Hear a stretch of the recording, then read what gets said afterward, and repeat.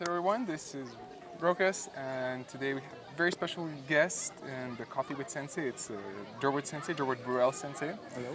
Hello. Right now we are in Switzerland, the city of Vevey, and this time the coffee is Starbucks coffee, so we Americanized the talk a bit.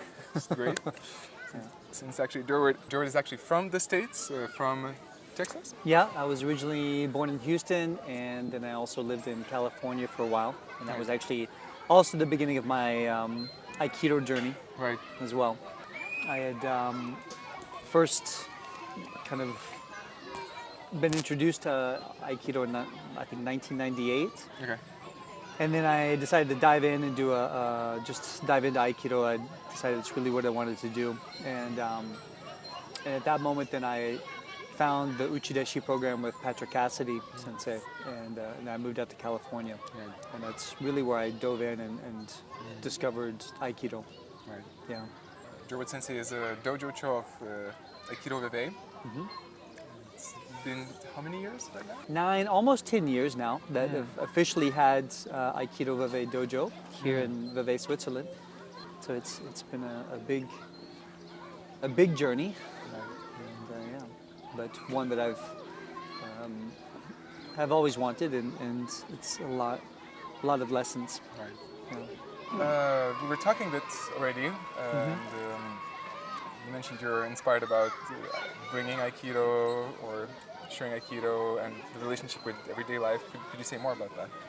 Sure. So one of the things that I've been interested in, and especially recently, is how do we translate, what we practice in the dojo, on the mat, like techniques and principles, how do we translate that into our lives? How do we bring that?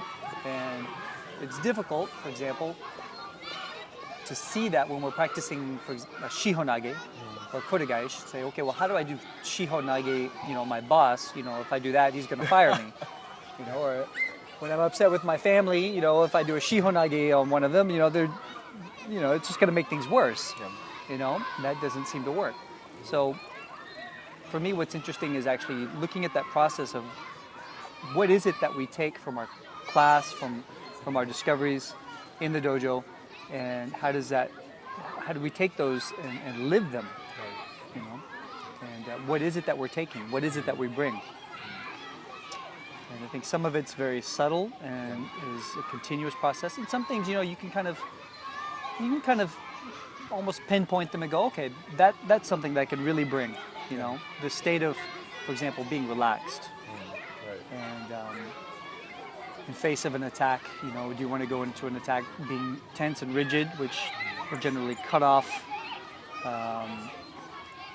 being able to feel and respond to someone or something, or being in a relaxed state, which actually opens up communication and the ability to respond. So being able to discover in ourselves that relaxed state where we're able to respond, I think we can almost kind of pinpoint that. Say, like, oh yeah, now I'm relaxed. Or, oh no, this is a tense state. And that's something actually we can bring with us, if we're shopping in the store or at home. Yeah.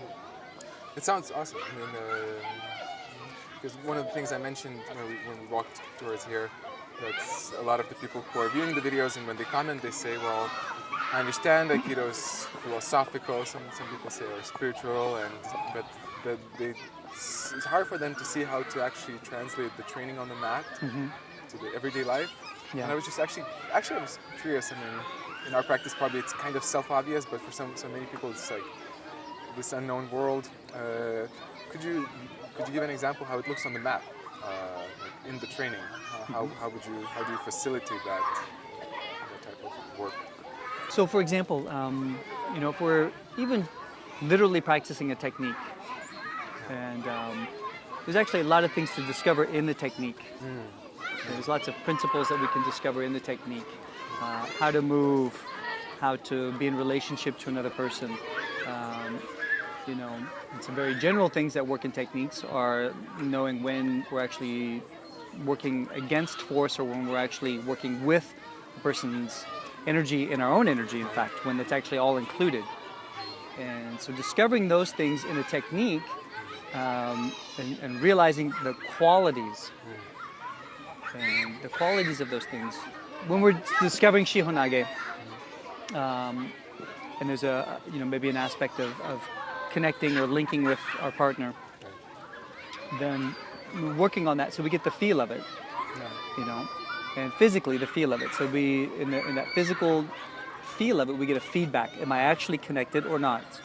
Am I forcing or am I connected? And if it's connected, why does that work? And it shows us. It shows us in the physical training. So then we say, okay, well, connection. How else can I be connected? What is that connection actually? It's not just the movement, but there's some sense of being connected. And so really then discovering what the connection is and the different ways that we are connected. And then we could even take the physical training of a technique into just the quality, so the quality of connection, right?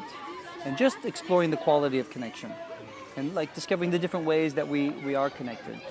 And even that we can explore in the dojo. And then that gives kind of a stepping stone, a doorway to noticing how we can do that with people who are not practicing Aikido. Right? And we have the same feeling, the same recognition that, oh, that's connection, that's not connection. In terms of Aikido itself, so do you see Aikido as in the future, do you see Aikido as a potential big tool in that, or do you feel it's more kind of still mainly meant for the Aikido world, and how do you perceive the future of Aikido? How would you envision it? We're still not finished yet, big man. Okay. I'll let you know when. So in terms of kind of the future and how does that,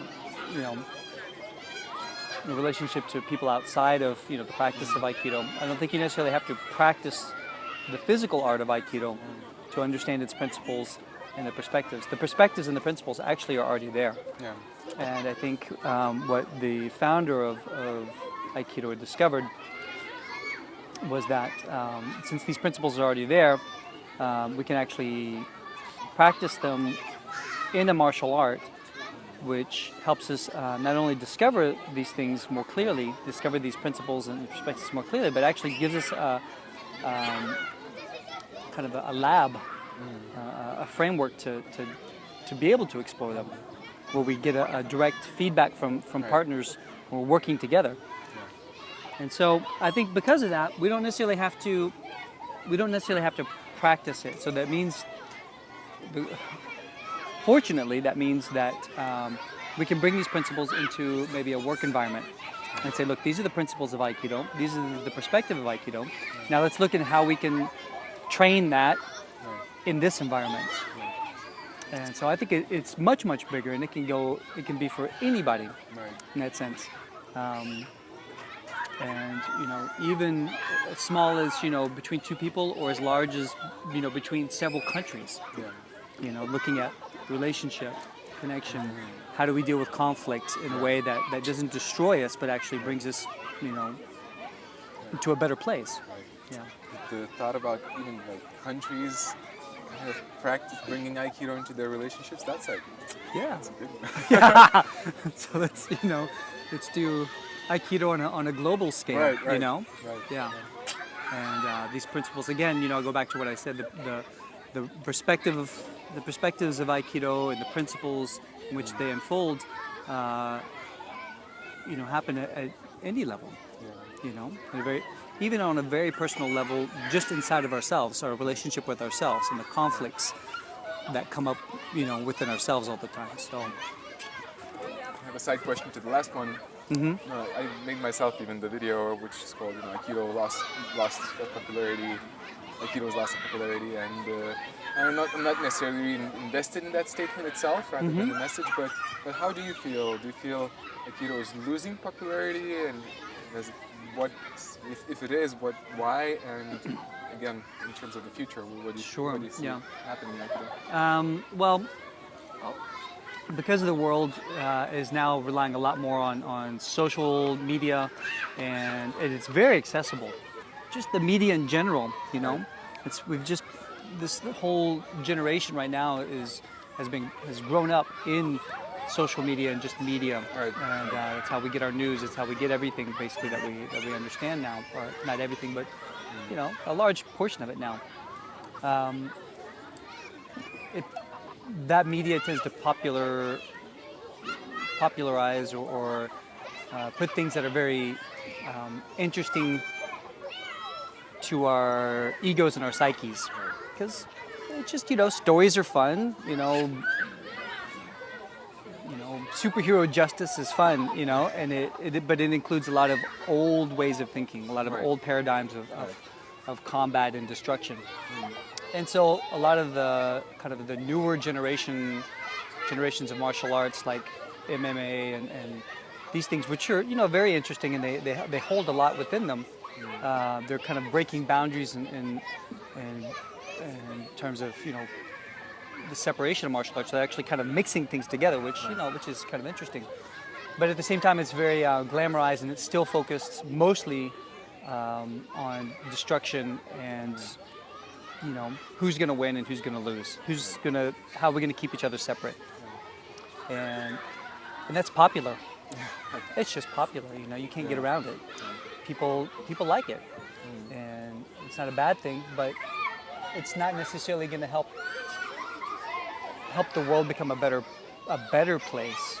It's going to help individuals feel more confident and become more healthy in maybe some ways, but it doesn't always work on the relationship of individuals and countries and the world. So I think there are things like that, like kind of these new martial arts that are taking form and taking the front stage. And Aikido since then has kind of fallen back because it doesn't hold the interest. When you say, now we're just going to work on being connected and work on, something peaceful. Well, that's not as exciting as, a big backflip high kick and, kicking ass. Yeah. So, and I think that's a large part of it. But I think in the long run, a lot of fashions and fads and things like that will change. And timeless perspectives, like the fact that we're actually all together, will never fade away, right? So I'm not really worried about it. Although I think that we do need to stay, active and engaged in it. Otherwise, it does fade, and people lose the understanding. So I think keeping it active and keep looking at new ways in which Aikido does evolve in the world and presents itself in the world. I think that's important, and so we stop focusing just on the physical aspect, although that's very important. Right. But also, look at ways in which it involves everybody. In terms of if an instructor is leading a dojo and he's interested in that perspective of unification and bringing Aikido into everyday life, but just kind of struggles with that, what would you suggest? Is there as a Dojo-Cho? I mean, there's one thing I think is very important, and that's always to stay inspired. And it's easy to let that go and just kind of stick with your format, which is good. I mean, it's good to have a format and good to keep that format going. It provides clarity. But when we just kind of routinely stick with that, then as an instructor ourselves, we become a little bit bored and dead. So really finding, inspiration. And also going back to that essential question, why am I doing this? Why do I do Aikido? What do I love about Aikido? And, really going back to a lot of the basics, the basic perspectives, some of the basic qualities usually will help resource, new things. It will help bring up fresh, interesting ways to discover Aikido. So I would say that's one way. And then, looking at different teachers, looking at different things, is also a source of inspiration. And just, asking yourself, well, how do I now, how could I bring, this Kotegaishi, this Koshinage even, I'm not gonna necessarily do Koshinage all the time in my life. I'm not going to do this every day on people. So what is important about Koshinage?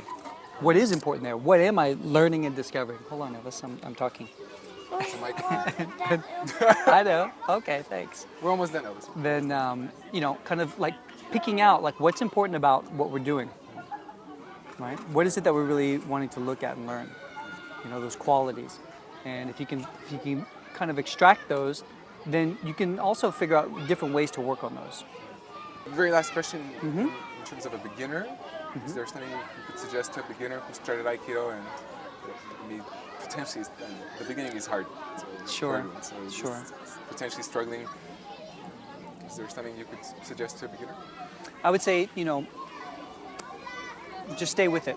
For one thing, it's obviously going to be overwhelming because anything new that we do in life is typically overwhelming. Some things may become easier to us than others, you know, especially maybe in terms of the body and understanding difficult perspectives of life. But it does sink in, and it does happen. And it sometimes happens a little bit sooner than we think it will happen. So if we all, you know, sometimes we have an idea about how we think it should happen, and then we're struggling to get that, and it seems like it takes a long time, like how to do just a forward roll, right?